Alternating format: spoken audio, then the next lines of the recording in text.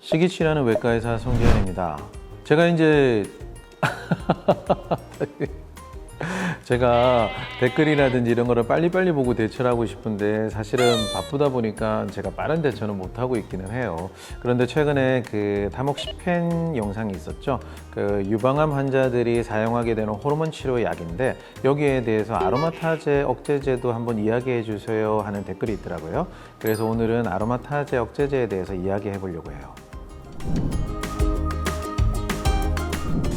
제 유튜브 방송을 보신 분들은 알겠지만 제가 의학적인 정보를 아주 쉽고 간단 명료하게 전달해 주려고 되게 노력하고 있어요. 그래서 사실은 대본이 없이 촬영을 하거든요. 그래야지 제가 쉽게 말하듯이 전달해 줄 수 있을 것 같아서 그렇게 하고 있습니다. 그러다 보니까 단어라든지 말에 실수를 할 수도 있는데 귀엽게 봐주시기 부탁드릴게요. 자, 오늘은 아로마타제 억제제에 대해서 이야기할 건데요. 유방암 환자들은 치료가 끝난 다음에, 즉 수술이나 방사선 항암이 끝난 다음에 호르몬 양성 유방암 환자들은 바로 호르몬 치료를 하게 됩니다.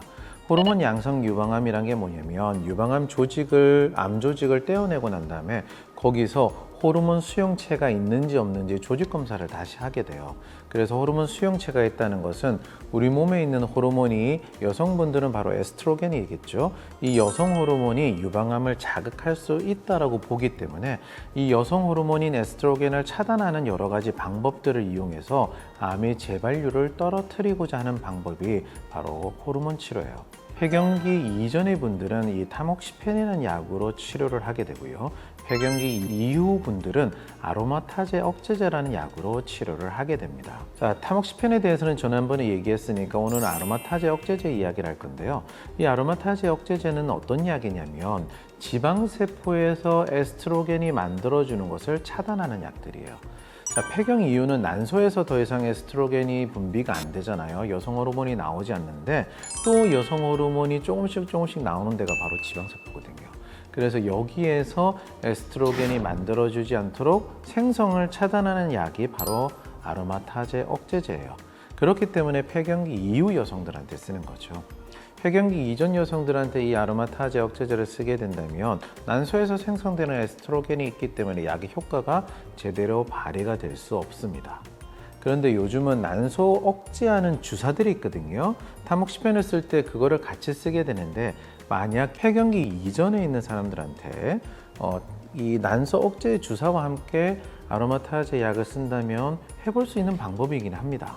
아니, 타목시펜 가지고 다 써도 되는데 굳이 그걸 나눠서 이렇게 쓰냐라고 할 수 있겠죠. 타목시펜이라는 약은 사실은 폐경기 이후에 써도 효과가 있기 때문에 굳이 이걸 구분하지 않고 다 타목시펜으로 써도 되는데 왜 폐경기 이후 여성들한테는 이 아로마타제 억제제라는 약을 굳이 쓰는 걸까요?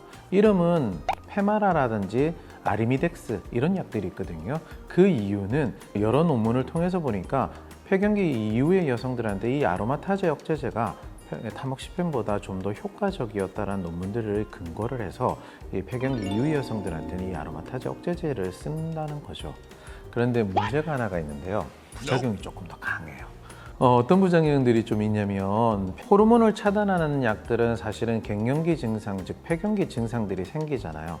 그런데 폐경기 이후 여성들은 이런 것들을 느끼는 거는 좀 더 적으신 것 같아요. 그러면은 어떤 것들이 더 많이 느끼게 되냐면 바로 통증이에요. 관절의 통증이라든지 근육통이라든지 이런 것들의 부작용을 느끼는 것이 아로마타제 억제제의 가장 큰 부작용 중에 한 개입니다. 즉 암을 막기 위해서 치료를 하지만 여기저기가 많이 아픈 거죠.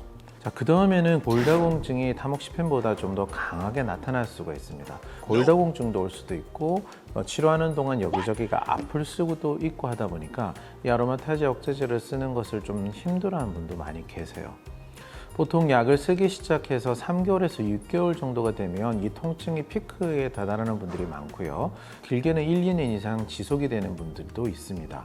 보통은 2년이 지나게 되면 통증이 사라지는 분들이 많이 있긴 하지만 사실 몇 개월도 통증을 지속한다는 것만으로도 그렇게 썩 좋은 건 아니잖아요.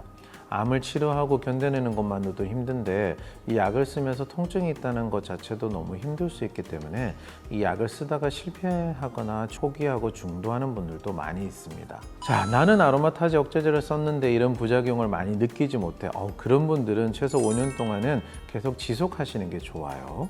그런데 나는 이 통증 때문에 도저히 아로마타제를 잘 못 쓰겠는데 어떤 대안들이 있을까? 여기 대해서 몇 가지만 얘기를 해볼게요. 약을 쓰기에는 힘들고 약을 쓰지 않으니 불안하다. 제가 추천해 드리는 방법 중에 가장 좋은 방법이 뭘 것 같아요? 다들 짐작했을 건데.